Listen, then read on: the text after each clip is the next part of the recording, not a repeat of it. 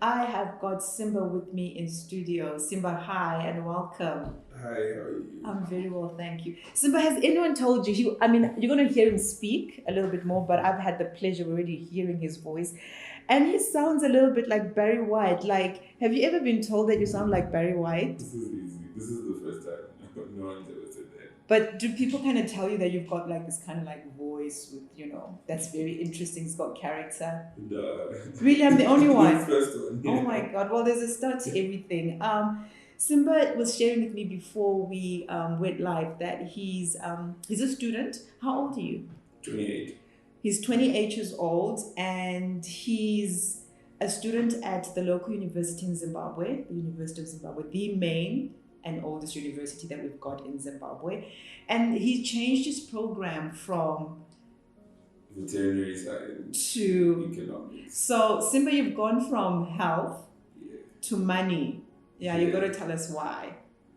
Well, at some point, you want to make money. And I saw how our hospitals were struggling with it. Right.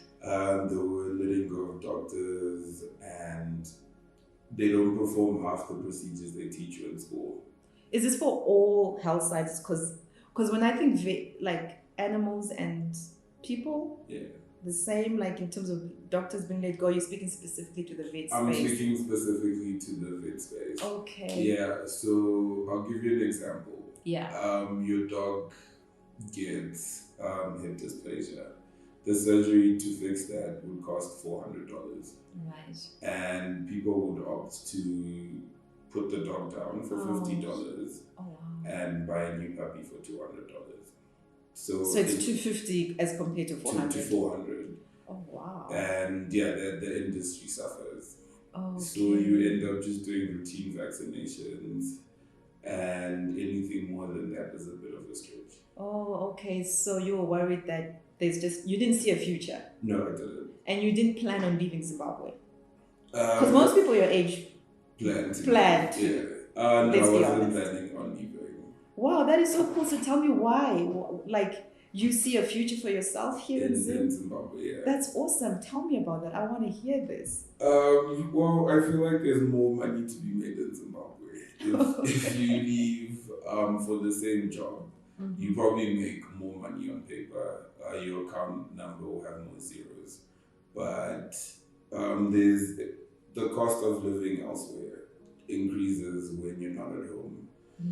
I think just being able to speak your language, you overcome some let's say prices. Like I know even here in Zimbabwe you get charged differently where you go, or even in the same place if you go and you speak nicely and they're like, oh okay, it costs $20. And if you're lucky someone comes back and they buy the same product for $5. I need to spend more time with you and find where I can get something that's $20 for $5 because I speak nicely. Okay, but I'm really encouraged that we have young people that see a future in our country, because the more what is more out there is I need to get a plan to get out of this country because the grass is greener on the other side. So it's a really refreshing view. I really don't think it's green on the other side. I think, the devil, maybe. Is better? Is better, yeah. Well, I mean, you've moved to economics because you're saying that's where the money's at. So you want to, what are your plans? Are you going to, we're all entrepreneurs now in Zim, hey? I tried the whole entrepreneur thing. The hustle. Yeah, it's not for me. It's not for me. I think I'm happy doing an 8 to 5 and getting a steady paycheck. Great. I think it's good to know your lane and be comfortable to grow in it, because if you're there and you're committed and you're on your race and you're in your lane, still the sky is the limit. It's the limit. Yeah, I agree. So our conversation really is centered around men's health today, Simba. So tell me, what do you think? What's men's health to you? I think there are two aspects. Sure. There's the physical aspect of men's health, and then there's a mental aspect of men's health. And then the physical aspect is probably your you have diabetes, blood pressure, all of that, and then mental problems is basically what you go through by yourself. What your thought process and how you deal with situations and how that affects your joy, your mood at the end of the day. Okay. So as a person who has been in biological sciences, I know it was around the animal space, but I'm sure you must have learned a bit of both sides, like at the very beginning. Is that a bad assumption? No. It's a valid assumption. It's very parallel. They draw similarities in almost every course that you do.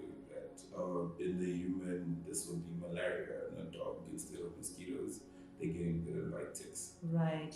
So they really try. So there's parallels. They're parallels. Okay. So there's been a lot of amplification around I think the mental aspect. COVID, I think, really reset the world in many ways, and people started talking a lot around mental health, and there's been quite a focus around female and mental health, or maybe it's because females are just more expressive. So my question is really around two aspects. I've been told that guys don't even like to talk about things like diabetes, or I've got blood pressure, just even physical issues. Like they'll go to a doctor and they say, I don't know why I'm here, but I'm good. It's crazy that I'm even sitting here, just from a physical perspective, let alone the mental space. But having studied and kind of been taught that, what are the, what's your experience, or what are the stats around just in Zim from a mental health perspective, or even men seeking treatment for prostate and all those things? I think the best word I can use is there's a bit of a stigma around that. Both physical and mental? Both physical and mental. Wow. I have a friend who sprained his ankle, and he literally said to me, I'll walk it off. Oh my gosh. And I told him, don't be silly, let's go to the doctor and get a cast. Why would anyone want to do that? I don't know. I don't know what experience people have in hospitals, or they just don't want to go. But he was very adamant he didn't want to go. He was happy just walking it off. He's like, I'll just stay off it. So in Zim, do you think that's a cost thing, or it's just, again, a state of mind that even physically I'm not going to get checked out? I'm very confused why someone would want to walk off his brain. I think it's a bit of both. But for my friend, it wasn't a cost thing. He was happy going to the pharmacy and self-medicating, self-diagnosis, and he's like, no, I don't need to pay $40 to get told that my ankle hurts. I know it hurts. I'd rather just go to the pharmacy and get painkillers and walk it off. Wow. So I had to convince him, I'll come pick you up. Let's just go and let's hear what the doctor says. Right. Yeah, and it ended up being a bit more complicated than just a sprained ankle. And he's happy that he went to see the doctor. Okay, wow. I think that's quite extreme. Why are you guys like that? it's if your blood pressure is high, why would you not go and get it checked out? I don't know. I think there's like I said earlier, the stigma where you think you want to just hang out or do what you're meant to be doing, and you feel like it's just blood pressure, it's just only in the way. I'll pop a pill, or I'll run tomorrow morning and I'll be fine. Let me just do this, and then let me focus on what I'm meant to be doing.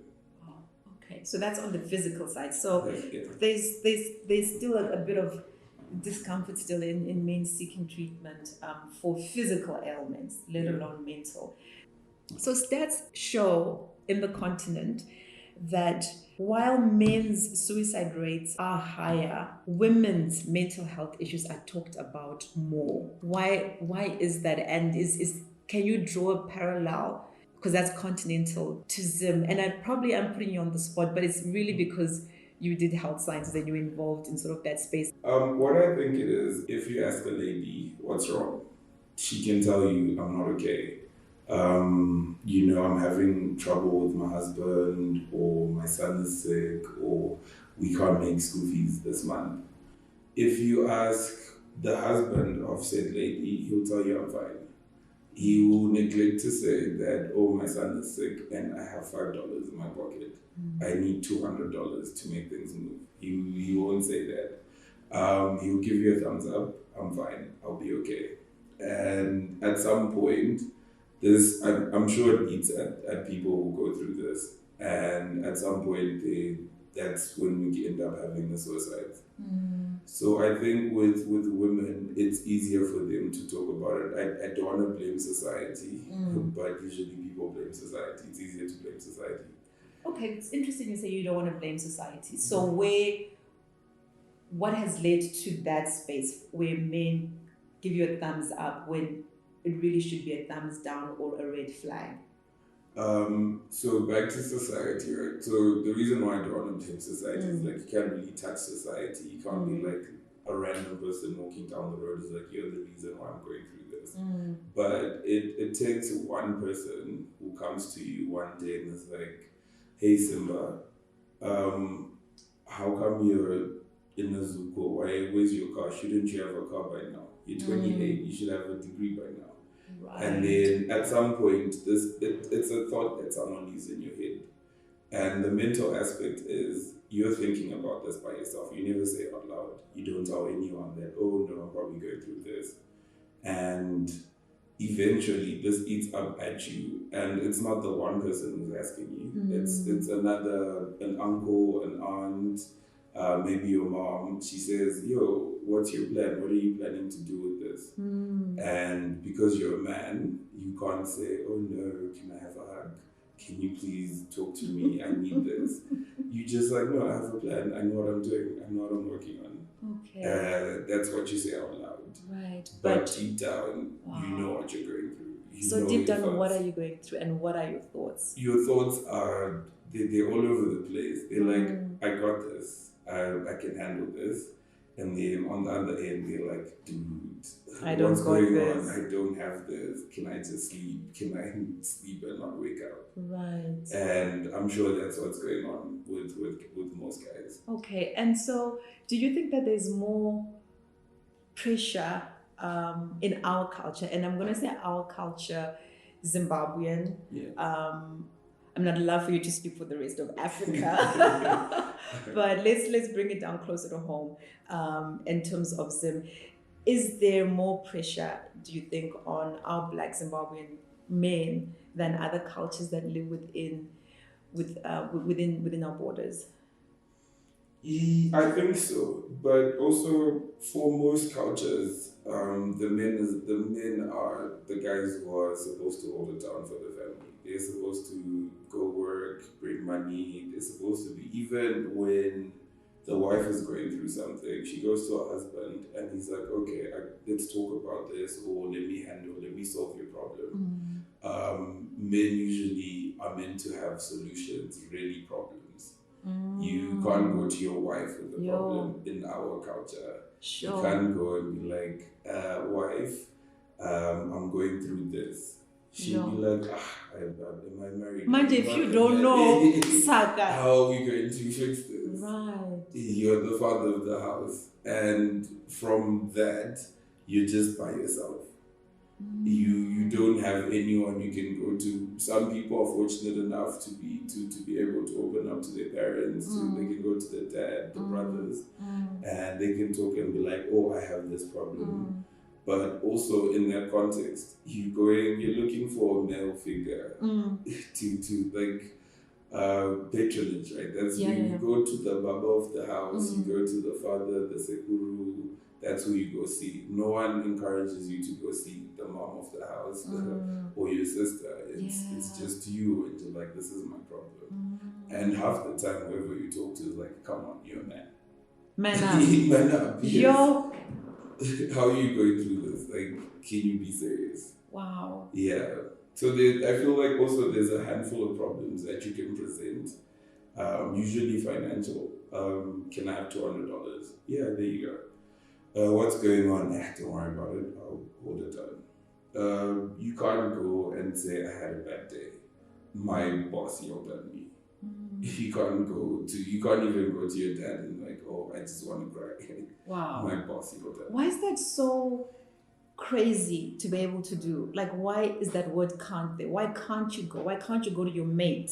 Or why can't you go to your dad and say, your work today was just the pits? Why can't? Why that word can't? Maybe there's a version where you can, where maybe you go after work and then, let's say you're having drinks, and you can be like, guys, I had a really tough day at work today.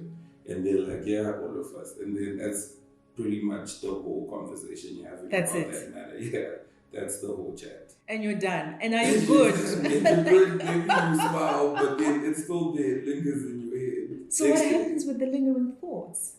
They build. The next day, she yells, your boss yells at you louder. It's about more, it's about yesterday, and then today there's new stuff to yell at you about. And you go, if it's alcohol, you're having more drinks. You now have addiction. You have an addiction. Let's call it that. You know, if she yells, I drink. Your mind associates the two, and next time you're stressed, you won't even be bummed. And the first thing that you do after a really hard day is you find your addiction, whatever addiction you have. If it's alcohol, that's where you're running to, and you're like, I'll have, instead of 3 drinks, today I'm having 6, I'm having 8.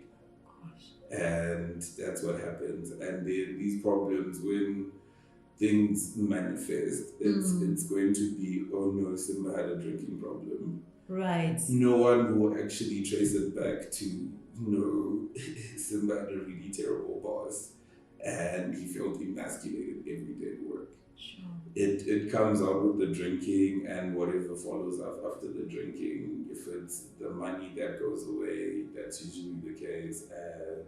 The bad health, the bad physical health, it really just ties up. Yeah. And it's like a whole chain of destruction. Sure. That starts from you not confronting the actual problem and just finding an outlet for that problem. What's a healthy way? What's a healthy option? Is there a healthy option to deal with such? Yeah, because obviously this is something that is going to happen over a period of time. Like, it's not going to be a day or 2 days. It's going to be over months or a year, and you're just going through this. And you find your vice, like you said, you find your coping mechanism, and it's drinking, because it helps you. Does it help you feel like a man? Because you mentioned the word demasculine. I can't pronounce it. Thank you. That's your experience. That's your takeout of the conversation or the shouting of your boss, right? And the conversation with your friends is so, like, on the surface. He had a bad day at work. She shouted at me. You probably say a couple of not so savory words. Laugh, and that's it. But the next day it happens. So it's building, right? And then manifests like a drinking problem, like you said. Somebody judge you and say, Simba's got a drinking problem. That's why he's going through what he's going through. He needs to stop drinking. Yes, he needs to stop drinking. It's not that simple. Yeah, and there's a whole thing behind it, a whole story behind it. What is the alternative? Is there an alternative road in the story? People have different outlets. So some go to drinking. Drinking is easier for most people because it numbs, let's say, the pain. It's meant to numb it. You forget about your current problems. You wake up, they're still there, but you're more worried. You're nursing a hangover, and even when the boss is yelling, you're just like, I'm not even here, so you're not really yelling at me. Most people, a handful of people who go to church. Some people will pray about it, fast, sing, worship. Some people exercise, run, go to the gym. It just depends what works with. Some people can try, like you can try going to the gym, but it won't work for you. Like you just there and you're like, okay, I feel better on the outside, but on the inside I still feel like trash. Right. Yeah. And talking is not an option. Is therapy an option? Therapy is an option, but I know a lot of people in therapy, and all of them are women. I did not know a single guy in therapy. I don't know. You need to grow your circles. I don't think, maybe that's the problem. Maybe my guy friends will not tell me I'm in therapy. Okay. I'm going through this. Right. But the girls will tell me, I can't come on Wednesday. I have to go see my therapist.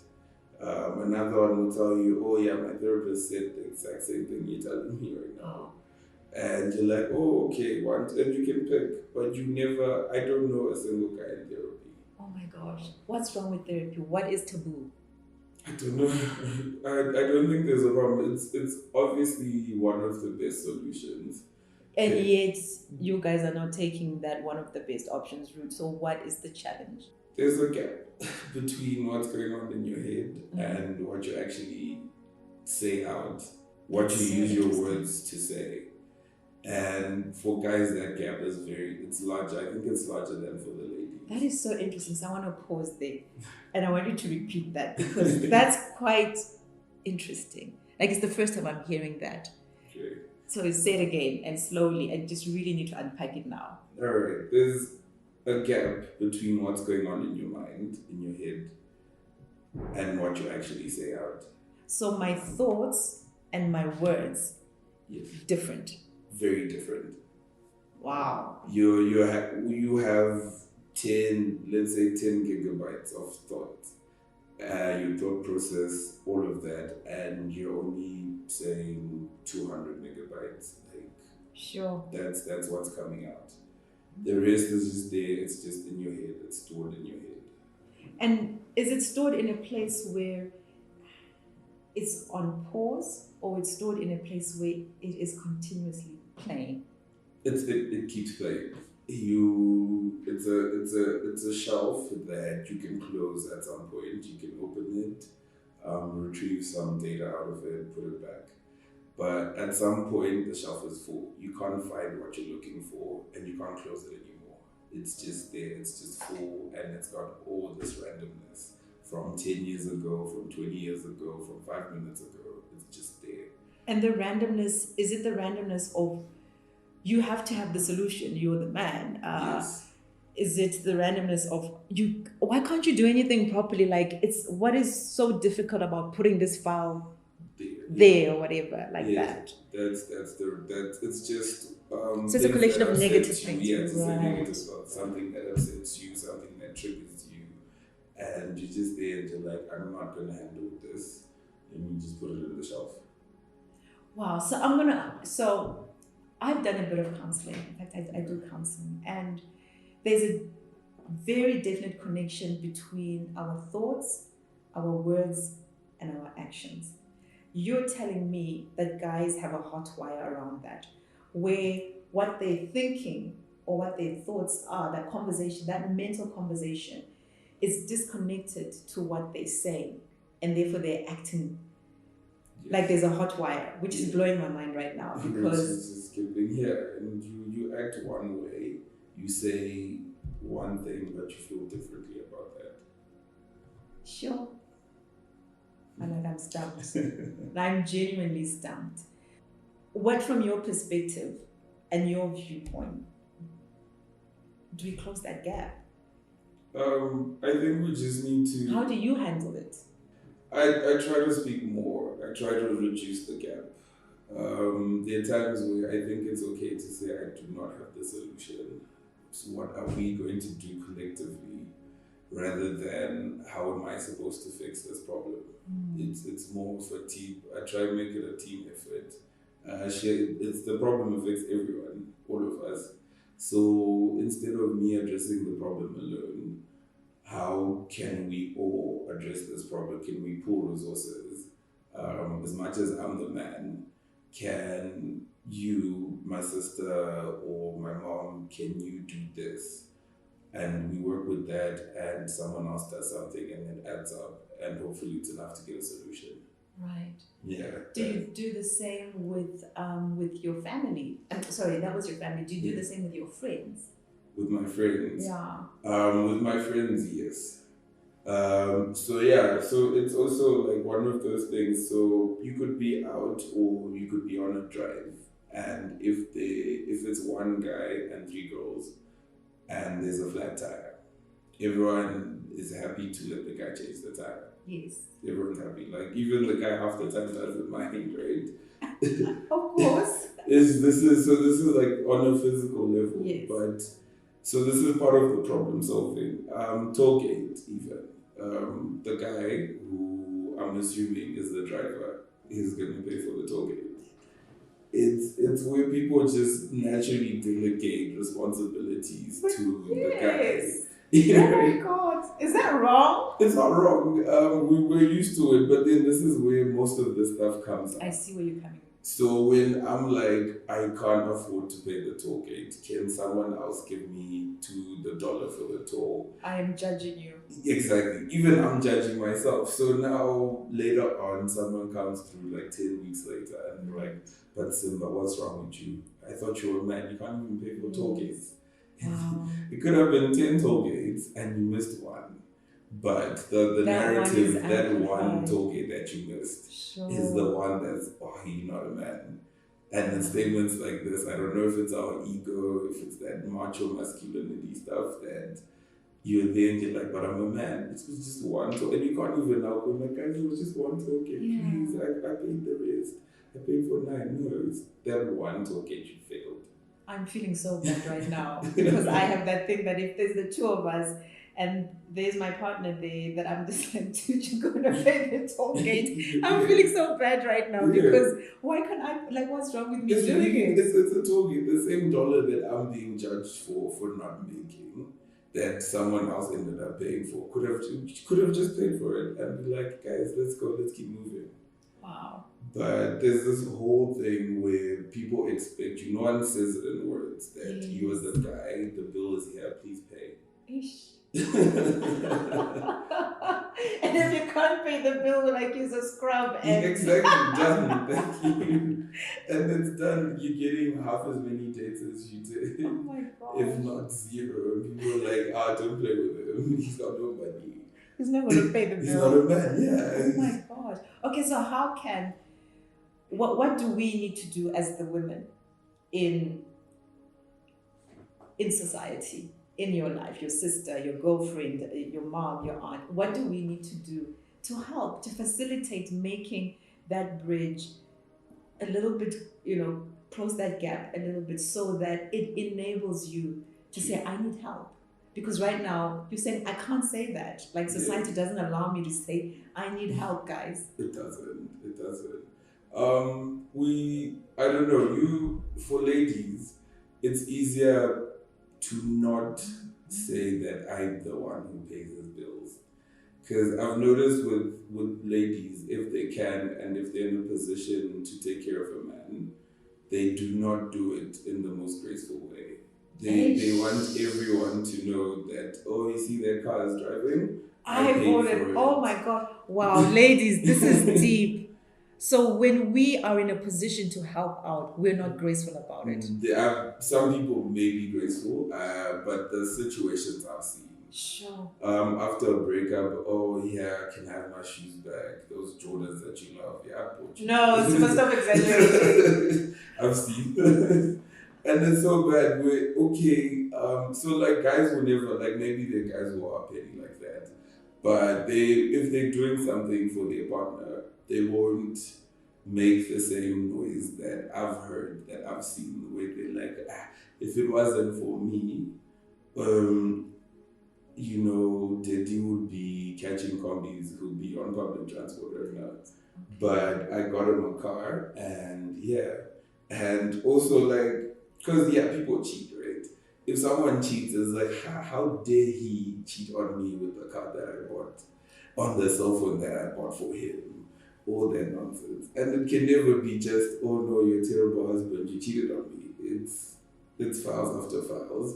And that emasculating that happens affects the guy in a way that I don't think a lot of ladies will understand. So if we're in a position, so here's what I'm hearing. Ladies, if you're in a position to help your partner, if you're in a position to help your brother, be graceful about it, because we're there to help each other out. Whatever role you are in that person's life, you could be a partner, you could be an uncle, you could be a brother. Be graceful about it. I think so. That's a good start. Okay. That's a good start. And Yeah, just encourage the men around you to talk more often. Genuinely ask if they're okay. If they tell you they are, and you're like, are you sure? Like, I saw your car's got those bumps on the tire. Yes. I have a friend who changes tires. I can get that out of the way for you. Like, there will still probably chances that they'll be like, I'm fine. But insist, just look. Sometimes you know what's wrong. Like, school fees, for example, where the dad has to pay school fees. And the mom is there every day. Have you paid the school fees? Have you paid the school fees? Have you paid the school fees? She knows he hasn't paid. But that constant echo is that reminder when you could be like, okay, what can we do to pay the school fees? Do we need to go to the school together and to ask for an extension? It's always, where's the school fees money? Where's the school fees money? After that, it's another problem. Maybe we need tomatoes in the house. We need the kids are going for a trip. You need to pay for this. You need to do this. Half the time, they know the earning capacity of their partner, but the expectations are usually wider than that. And because he's a man, he's not going to say, oh, I can't afford this. This is way out of my budget. He's like, okay, baby, I'll make a plan.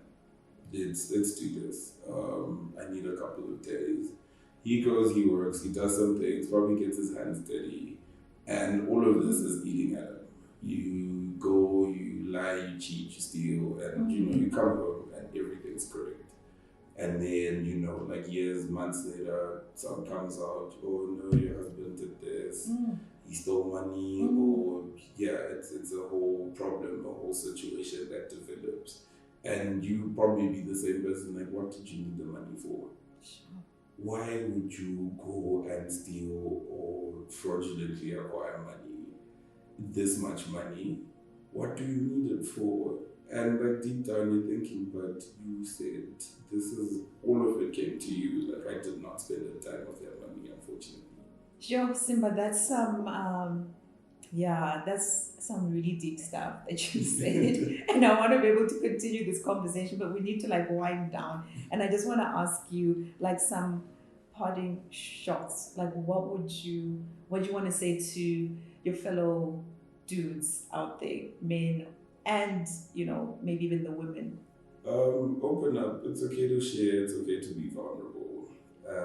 Let's not laugh at people who do decide to be vulnerable around you and tell them that their problem, whatever they're going through, isn't okay, isn't enough, and try to give them perspective and tell them, no, there's worse going on.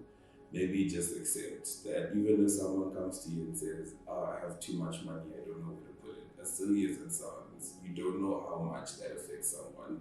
Maybe just be nice and just be more accommodating to people when they come with their problems. Okay, let's be more accommodating. And the one that's really touched me the most is be graceful. Wow, Simba, it's been mind-blowing for me. I really want to see the world that you live in. I need to spend a day with you. It's been so interesting. Thank you so much for coming through and sharing and adding your voice. Absolutely. Remember to follow Tando channel, like and share your comments with us. Episodes will be uploaded on Spotify, and you can download the podcast episodes at any time. Help us spread the word.